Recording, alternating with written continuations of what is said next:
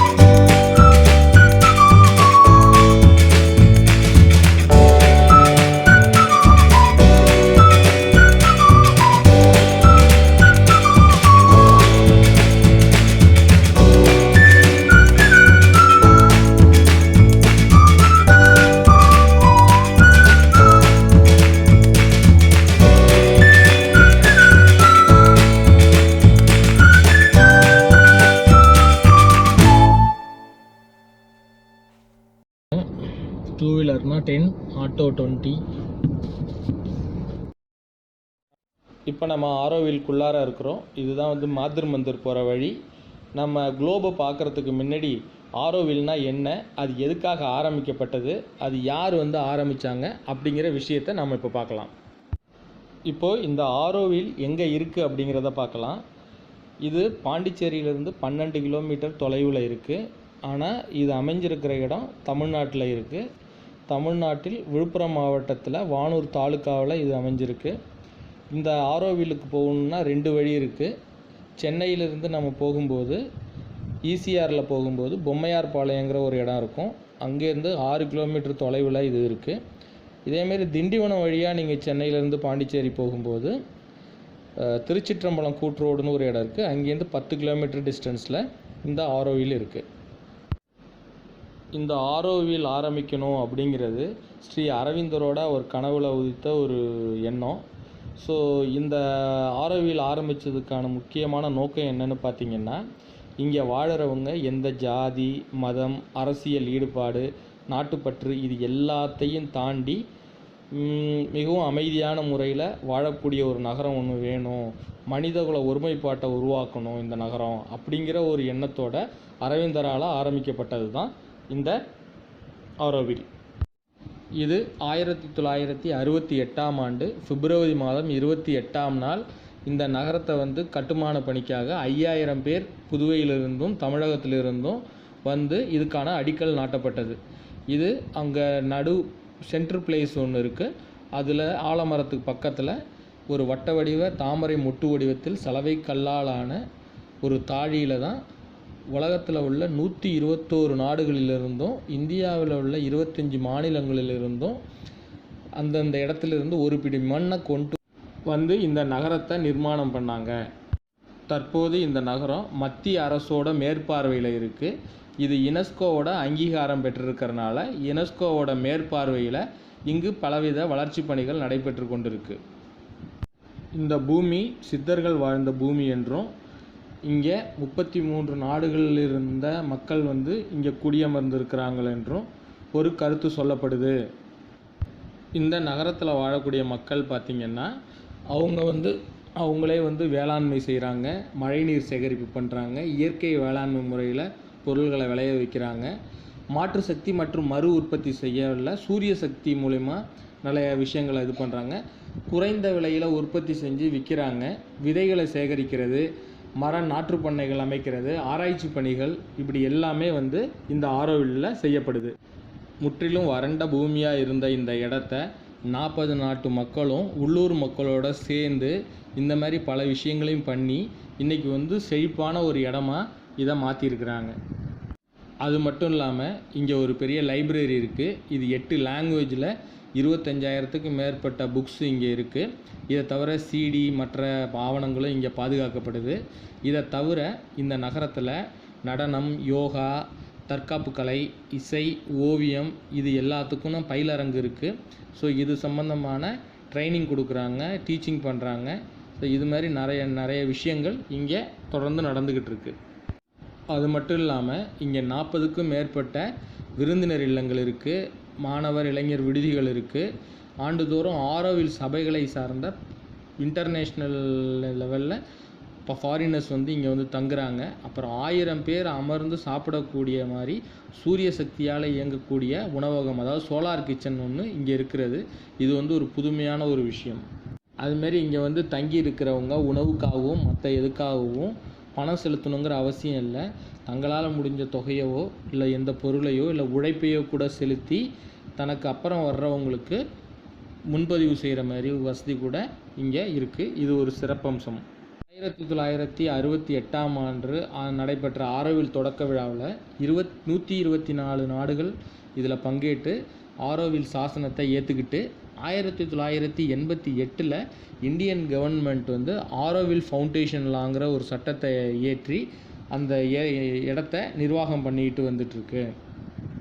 அது மட்டும் இல்லாமல் யுனெஸ்கோ, ஐரோப்பிய யூனியன் இது மட்டும் இல்லாமல் உலகில் உள்ள நிறைய முக்கிய தொண்டு நிறுவனங்களோட சப்போர்ட்டோட அவங்களுடைய அங்கீகாரத்தோட இந்த ஆரோவில் தொடர்ந்து இயங்கிக்கிட்டு இருக்கு. இது மட்டும் இல்லாமல் 6 கண்டங்களில் உள்ள அமைதி சின்னங்களின் வரிசையில் ஆசியாவுக்கான அமைதி மேசையை வந்து ஆரோவிலுக்கு வழங்கப்பட்டிருக்கு. இது வந்து தமிழர்களாக நமக்கு கிடைத்த மிகப்பெரிய கௌரவம். ஆரோவிலுக்கு பல வெளிநாட்டு தலைவர்கள் இங்கே வந்து போயிட்டுருக்காங்க. இந்திரா காந்தி, தலாய் லாமா, யுனெஸ்கோ பிரசிடெண்ட்டு, அப்புறம் ஐக்கிய நாடுகள் சபையோட துணை பொதுச் செயலாளர், இந்தியாவில் இருக்கிற பிரசிடெண்ட்ஸு, அதுக்கப்புறம் central government ministers, state government ministers, இதுமாரி நிறைய பேர் வந்து இங்கே வந்துட்டு போயிட்டுருக்காங்க.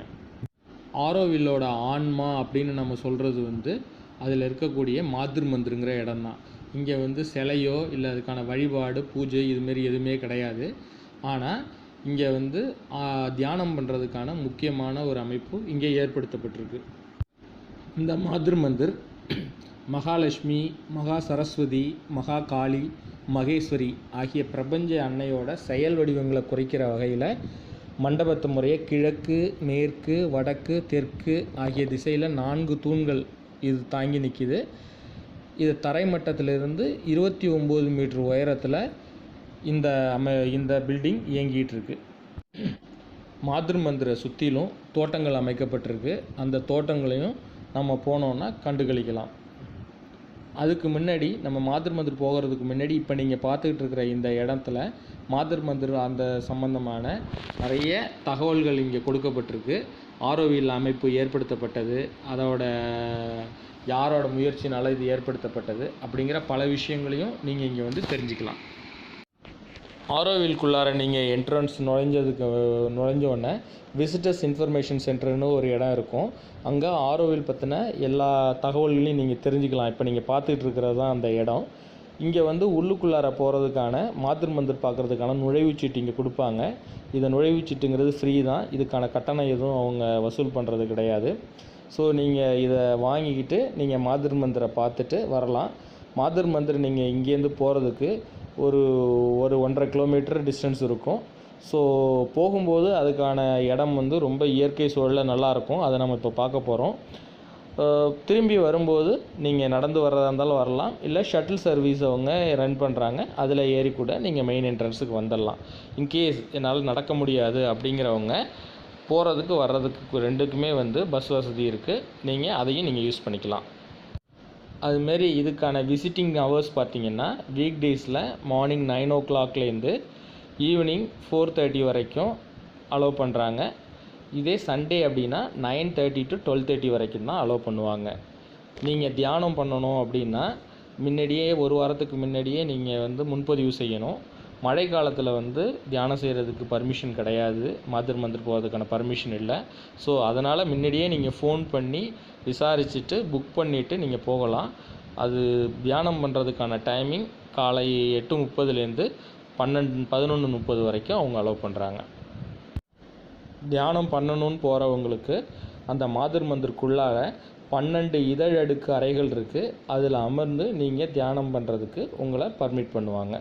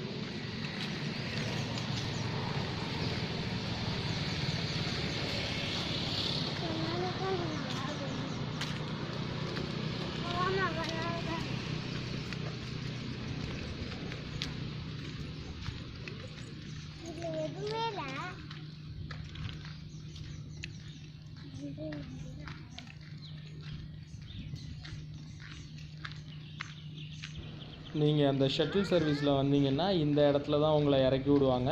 நீங்கள் இங்கேருந்து மாதுர்மந்திற்கு நடந்து போகணும். இல்லாட்டி இவ்வளோ தூரமும் நீங்கள் நடந்தே வர்ற மாதிரி இருக்கும். ஸோ உங்களோட கால் வலி, உங்களுடைய பாடி கண்டிஷன் இதை பொறுத்து நீங்கள் டிசைட் பண்ணிக்கலாம் பஸ்ஸில் போகலாமா இல்லை நடந்தே போகலாமாங்கிறது. என்னை பொறுத்தவரைக்கும் போகும்போது வந்து நடந்து போயிட்டு வரும்போது பஸ்ஸில் வர்றதுங்கிறது பெட்டர். ஸோ அதனால் இன்றைக்கி நம்மளால் உள்ளார போக முடியாது. ஸோ அதனால் வெளியில் மட்டும் நம்ம பார்க்கலாம்.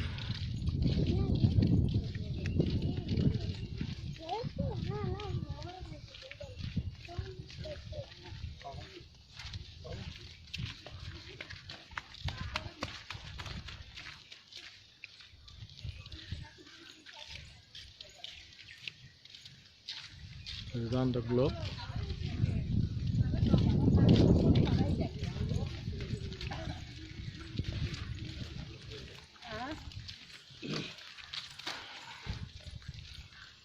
இன்னும் பக்கத்தில் போய் பார்க்கலாம் வாங்க.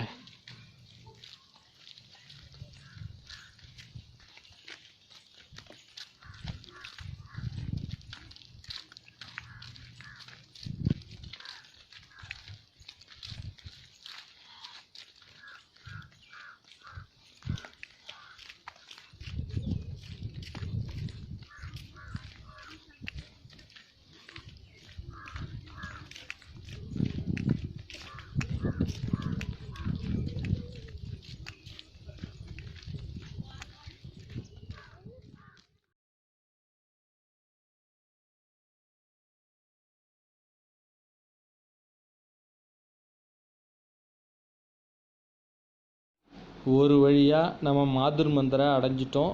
இதுதான் நம்ம பார்க்கணுன்னு நினச்சிட்டு இருந்த மாதுர்மந்தர் குளோப். இது கோல்டன் கலரில் பார்க்கவே ரொம்ப ஃபேண்டாஸ்டிக்காக இருக்கும். ஸோ நீங்கள் பாண்டிச்சேரி வந்தீங்கன்னா இந்த இடத்த பார்க்காம மிஸ் பண்ணிடாதீங்க. கண்டிப்பாக வந்து பாருங்கள். நடக்கிறதுக்கு அலுப்படாதீங்க. நடக்க முடியாதவங்க ஃப்ரீ ஷட்டில் சர்வீஸ் இருக்குது, அதில் வந்து பார்த்துட்டாவது போங்க. இன்கேஸ் உங்களுக்கு மெடிடேஷன் பண்ணுறவங்களா இருந்தால் ப்ரீ பிளான்டாக முன்னாடியே அட்வான்ஸ் புக்கிங் பண்ணிவிட்டு அதுக்கு தகுந்த மாரி வந்து என்ஜாய் பண்ணுங்கள். உண்மையிலே இது ரொம்ப ஃபஸ்ட் கிளாஸான ஒரு இடம். ஓகே ஃப்ரெண்ட்ஸ், என்னமாரி நீங்களும் பார்த்து என்ஜாய் பண்ணியிருப்பீங்கன்னு நினைக்கிறேன். இதே மாதிரி இன்னொரு சிறப்பான ஒரு பிளேஸோட உங்களை நம்ம மீட் பண்ணுறேன். அது வரைக்கும் பாய்.